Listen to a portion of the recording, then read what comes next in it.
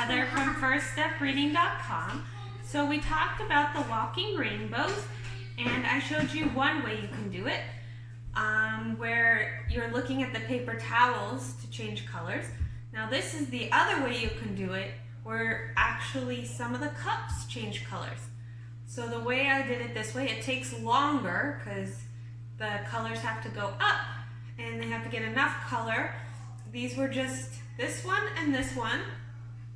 These were plain water.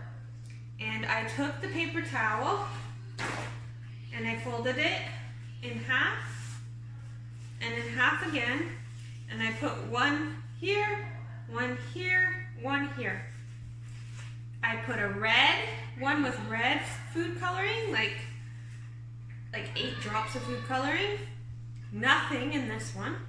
Yellow, the yellow one, like 8 drops of food coloring. Nothing in this one, no food coloring, just water in these two. And like 8 drops of food coloring in this one of blue. And then I left it, and I guess it depends on your paper towels.